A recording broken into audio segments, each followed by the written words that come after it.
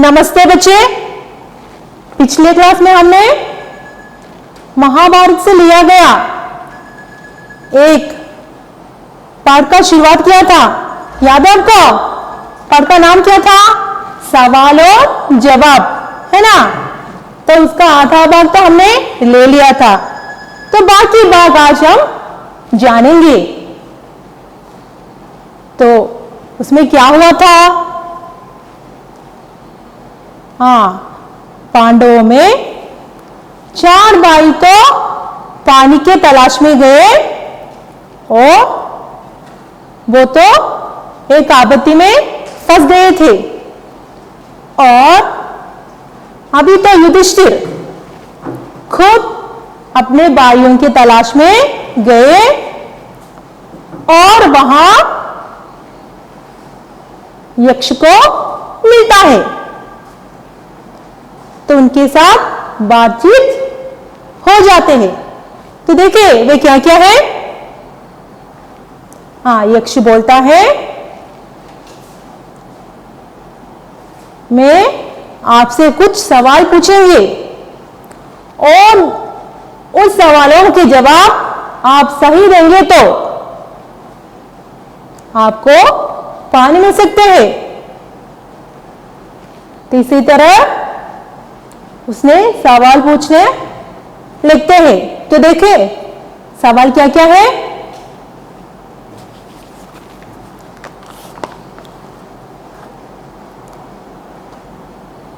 तो पहला प्रश्न इस प्रकार है कि आपत्ति में व्यक्ति की रक्षा कौन करता है? एक व्यक्ति जब आपत्ति में फंस जाता है, जब एक डेंजरस सिचुएशन में पहुंचते हैं, तो उसकी रक्षा कौन करता है? तो युधिष्ठिर ने जवाब दिया, आंसर को रूप में बताया कि उसका धैर्य, उसका हिम्मत, करेज, वही इसकी रक्षा करते हैं। और उसके बाद यक्ष ने अगला सवाल पूछा। अगला सवाल यह है कि संसार में सबसे बड़ा त्याग कहां निहित है? तो इस दुनिया में सबसे बड़ा सैक्रिफाइस हमें कहां देखने को मिलते हैं? तो फटाफट युधिष्ठिर ने आंसर दिया। क्या है आंसर? मादा के हृदय में। हाँ देखो, मादा उनके हृदय में है ये सबसे बड़ा बलिदान का स्थान है, क्योंकि हमारे मादा अपने बच्चों के लिए सब कुछ करते हैं ना। तो युधिष्ठिर ने कहा सबसे त्याग कहां निहित है? इसका आंसर के रूप में क्या बोला? मादा के हृदय में, वहां हमें ये देखने को मिलता है। और तीसरा सवाल यह है कि आकाश से ऊंचा कौन होता है? तो हम मानते हैं आकाश तो बहुत ऊंचा है। टॉप में क्या है? आकाश। तो उनके ही ऊंची, आकाश से ही ऊंची क्या है? वही है क्वेश्चन। तो युधिष्ठिर ने कहा पिता, फादर। तो क्वेश्चन क्या था? आकाश से ऊपर क्या है? तो युधिष्ठिर ने कहा पिता, पिता ही आकाश के ऊपर है। और अगला सवाल यह है कि हवा से तेज कौन है? हवा, विंड, वही बहुत फास्ट जाते हैं, तो उसके भी पास कौन हो सकता है? तो युधिष्ठिर ने आंसर दिया कि मन, हमारा मन। मन तो कहीं भी जा सकती है, हवा के भी ज्यादा तेजी से मन जाते हैं। और अगला सवाल यह है कि सबसे बड़ा मित्र कौन है? Who is the best friend? सबसे बड़ा मित्र कौन है? ये कौन पूछा है? यक्ष ने, ये डेमीगॉड पूछा है। तो आंसर के रूप में युधिष्ठिर क्या बोलता है? वह बोलता है कि उसका ज्ञान, हाँ उसका नॉलेज, वही है सबसे बड़ा दोस्त। और अगला सवाल यह है कि परलोक की यात्रा में आराम देने वाली छाया, हम सब परलोक यात्रा है ना, तो परलोक की यात्रा में आराम देने वाली छाया क्या है? यक्ष ने युधिष्ठिर से पूछा। तो युधिष्ठिर ने कहा उसका धर्म, एक व्यक्ति का धर्म वही उसका परलोक की छाया बन सकते हैं। और अगला सवाल यह है कि सच्चा आनंद, तो एक व्यक्ति का सच्चा आनंद क्या है?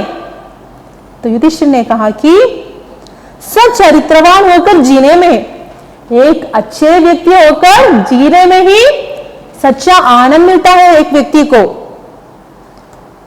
कब सच्चा आनंद मिलता है? वो एक अच्छे चरित्रवान, एक अच्छे स्वभाव के व्यक्ति होकर जीने में ही सच्चा आनंद मिल जाते हैं। और अगला क्वेश्चन ये है कि व्यक्ति कब तक सबके लिए प्रिय रहता है? एक व्यक्ति कब तक सबके लिए, सब लोगों के लिए एक प्रिय व्यक्ति के रूप में रहता है? कब तक? तो उसने कहा कि घमंड को त्यागने पर, एरोगेंस को हम अवॉइड करने से क्या हो जाता है? हम सबके लिए प्रिय बन जाते हैं। एक व्यक्ति को घमंड नहीं, एरोगेंस नहीं तो क्या है? वो सबके लिए प्रिय बन जाता है। यही था युधिष्ठिर का आंसर। अगला सवाल, आत्महत्या के समान कार्य, सुइसाइड के समान कार्य क्या है? यक्ष ने पूछा। युधिष्ठिर ने कहा आत्म प्रशंसा। हाँ, तुम देखा है बहुत कुछ व्यक्तियों ने आत्म प्रशंसा करते हैं, वो अच्छा बात है नहीं। तो यहां युधिष्ठिर बोलता है कि वो आत्महत्या के समान है। आत्महत्या के समान कार्य क्या है? आत्म प्रशंसा। एक व्यक्ति अपने आप के बारे में प्रशंसा करते हैं, वो कैसा है? तो आत्महत्या के समान है। और अगला क्वेश्चन ये कि मनुष्य के सबसे बड़े शत्रु, एक मनुष्य के सबसे बड़े एनिमी कौन है? राग और द्वेष। एक व्यक्ति को द्वेष और अपने फीलिंग्स को कंट्रोल नहीं करते हैं तो वो उनका शत्रु है, एनिमी है। अगला क्वेश्चन, सबसे बड़ा धनी, who is the richest person? सबसे बड़ा धनी कौन है? जिसे धन का लालच न हो, that person he have no अत्याग्रह, धन के बारे में अत्याग्रह नहीं है तो वो व्यक्ति सबसे धनवान होता है। तो सबसे बड़ा धनी कौन है? जिसे धन का लालच न हो, वो व्यक्ति ही धनवान माने जाते हैं। महानता का लक्षण, तो एक व्यक्ति महान है तो इसका लक्षण क्या है? तो उसने कहा कि सबको समान दृष्टि से देखने में, हाँ इक्वालिटी, सब व्यक्ति को समानता रूप से देखते, समान रूप से देखते हैं तो वो एक महानता का लक्षण है। एक महान व्यक्ति का लक्षण है ये, वो सभी को एक समान देखते हैं, तो ये महानता का लक्षण है। अगला सवाल ये है कि आनंद के लिए क्या त्यागना है? तो हमें हैप्पीनेस मिलने के लिए, आनंद मिलने के लिए क्या करना है? हमारे क्रोध को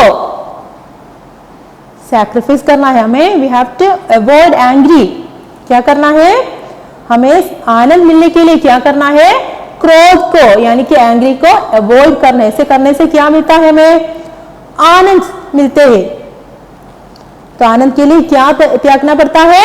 क्रोध, एंग्री को त्यागना पड़ता है। और नेक्स्ट, भगवान कहाँ रहता है? तो अगला सवाल ये है कि भगवान कहाँ रहता है? तो उसने कहा कि वो तो भक्त के हृदय में रहता है। तो भगवान असल में कहाँ रहता है? भक्त के हृदय में। हमें ढूंढने की जरूरत नहीं, वो तो एक भक्त के हृदय में ही रहता है। तो अगला प्रश्न ये है कि ईश्वर का प्रकाश क्या चीज होती है? ईश्वर का प्रकाश है वो तो क्या है? यक्ष ने पूछा ईश्वर का प्रकाश क्या चीज होता है? तो उसने कहा कि प्रेम का प्रकाश ईश्वर हर भक्त को प्रेम की भावना से देखता है। यही ईश्वर का प्रकाश है, प्रेम का प्रकाश है। तो क्वेश्चन क्या था, ईश्वर का प्रकाश क्या चीज होती है? तो क्या चीज होती है? प्रेम का प्रकाश, प्रेम का प्रकाश है।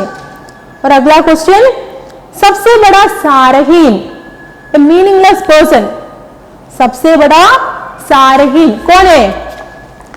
वो जो अपने को महान समझता है। तो एक व्यक्ति जो अपने आप को बहुत बड़ा मानता है तो वह कैसा है? वो सारहीन व्यक्ति है। ओके, तो यक्ष ने क्या पूछा था? सबसे बड़ा सारहीन।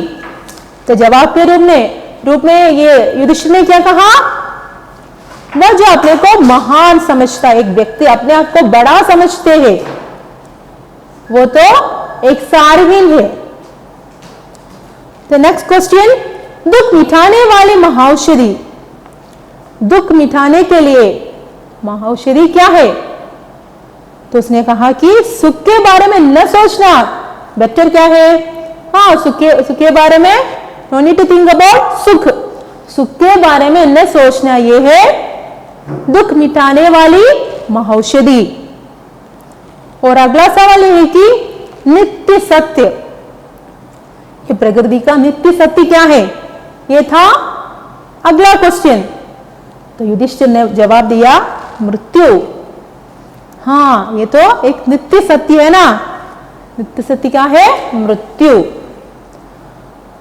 और ये सब सवाल का उत्तर, जवाब ये युधिष्ठिर को, सॉरी, ये सब सवाल का उत्तर ये यक्ष को बहुत अच्छा लगा, तो उसका आंसर सही लगा।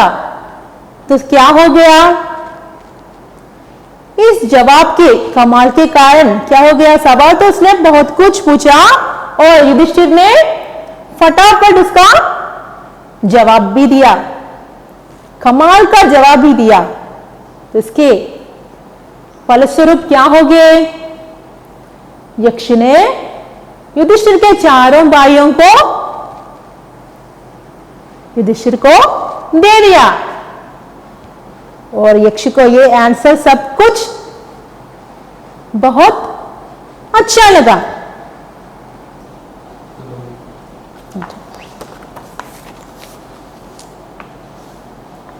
तो बच्चों पेज नंबर 28 लीजिए, आपका गृह कार्य देखो। तो यहां यक्ष ने तो कुछ सवाल पूछे थे युधिष्ठिर, है ना? तो यहां कुछ सवाल है, धर्म क्या करता है? घमंड त्यागने से क्या होता है? आत्म प्रशंसा किसके समान है? क्रोध त्यागने का क्या परिणाम है? मादा के हृदय में कौन सा महान गुण छिपा रहता है? तो आप क्या करना है?